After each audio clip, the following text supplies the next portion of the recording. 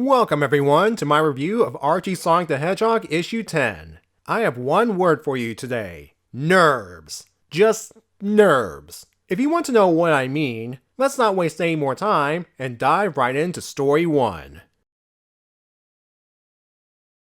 We begin with Sonic checking the area for landmines before Rotor can start digging for an underground electrical cable. The plan is to siphon juice from Robotropolis for their own use. Rotor finds 2 identical cables and picks one to cut. He chose poorly.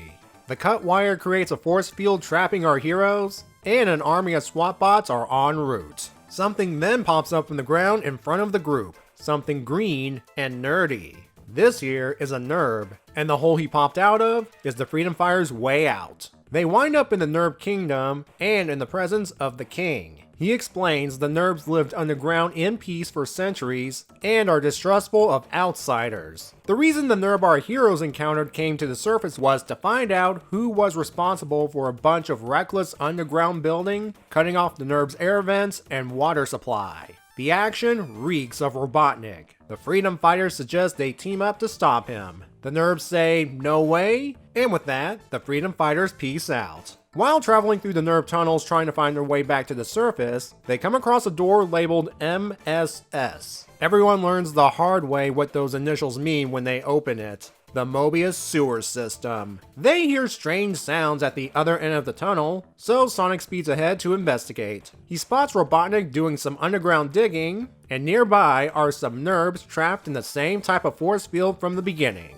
Sonic tricks Robotnik into using one of the machine drills on the force field, disabling it. You know, Robotnik, while your machine looks awesome, it's still pretty lame when going against Sonic. Then again, that pretty much defines the two's relationship, doesn't it? He wheelbarrows the Nurb trio back to his friends and tells them to seal the door tight. Hold on a second.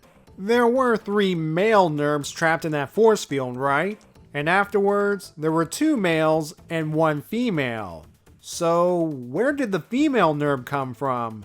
Either Dave Manic was meant to draw more, or he swapped one of the male Nerbs in the trio with a female. Regardless, I see it as an error in the art. After navigating the old sewer system, Sonic finds another sealed door. This one is holding back the Mobius River. One buzzsaw later, and the river starts pouring in. While Sonic tries to outrun the water, he passes by the Teenage Mutant Ninja Turtles. I'm not joking, those are the actual Teenage Mutant Ninja Turtles. This issue was printed back when Archie had the Teenage Mutant Ninja Turtle license, so might as well sneak a little cameo in here. Sonic can't outrun the river forever, so instead, he uses a supersonic spin to drill his way to the surface. Why couldn't he do that earlier when the Freedom Fighters were trying to find their way out? Anyway, the river produced a few geysers, including the one Sonic made, a big one under Robotropolis, and one more that spits out Robotnik.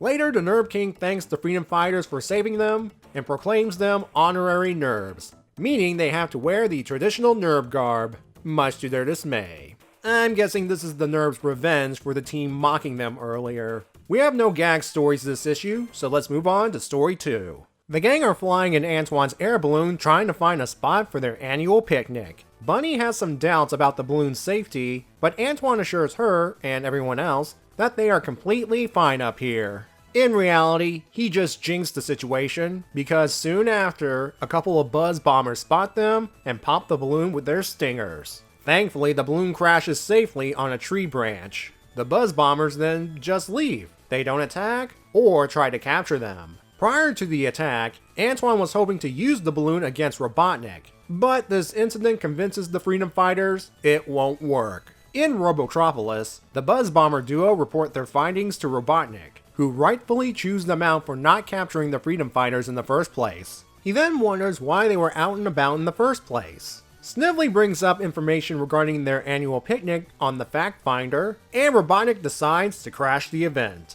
Antoine's sitting near the picnic area, bummed about his balloon. I guess you can say they're both deflated?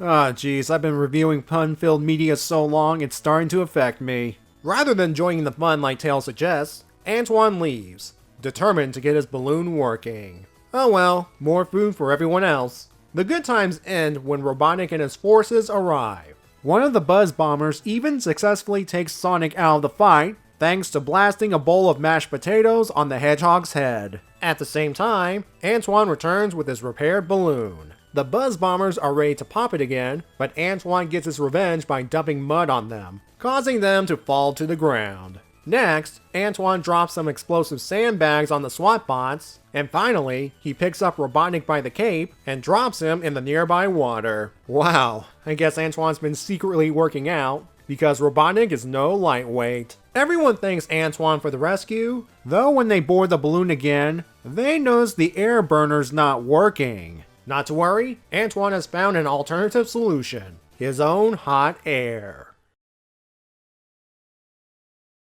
I may have overhyped the Nurbs a tad bit. The word Nurb just rolls right off the tongue, doesn't it? Of course, you can get a bit tongue-tied and accidentally call them nerds, even though when you get down to it, they pretty much are a race of nerds. The name Nurb might be nice, but the creatures associated with it, again, they're distrustful to outsiders, to the point where they refuse to join forces with the heroes against the bigger threat. Even the ones being rescued by Sonic were complaining. There's a level of arrogance that makes you want to hate them. And yet, they wear some very silly attire. The nerdy shirts and ties, the pocket protectors, the gnome hats, and the pointy shoes. Combine that with the green fur and buck teeth, and we have a recipe for creatures that some can find charming. Again, some.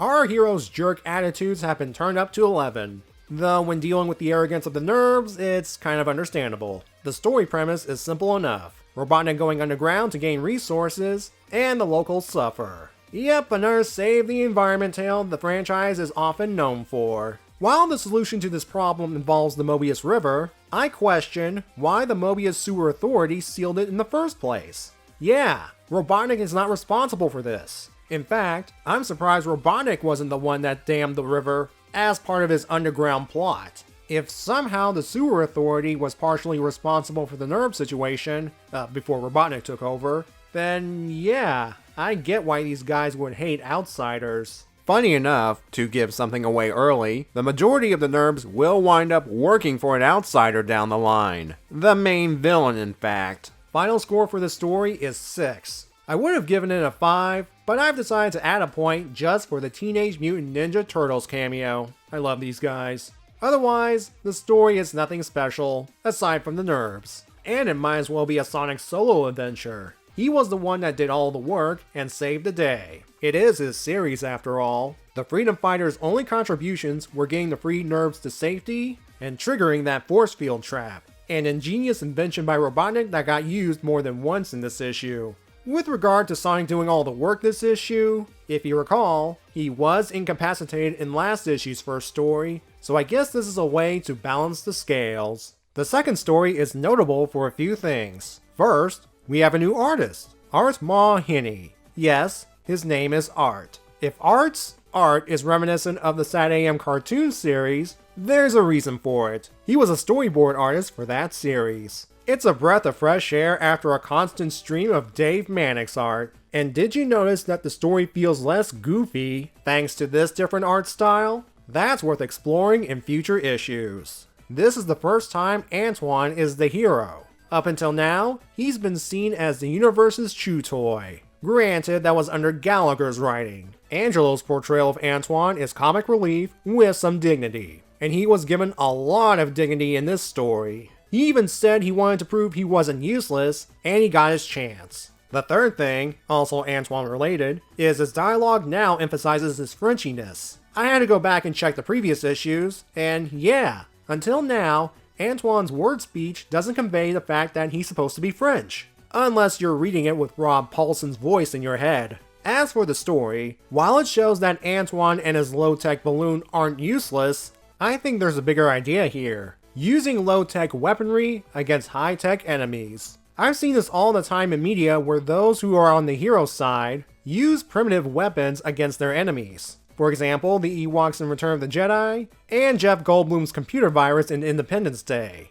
A lot of times in fiction, those low-tech solutions work because the enemy underestimates them and the people executing the act. Plus, if the enemy were to disable the hero's own high-tech weaponry, it'd be nice to have an effective, low-tech backup standing by. I'm giving this story an 8. I did like Antoine's moment in the spotlight, even though it came at the cost of downgrading our heroes in this story. Though you could say they were having a picnic and did not expect an attack. The next issue will bring in some new blood in terms of writers, and one of them will go on to become very infamous. I'll see you in issue 11.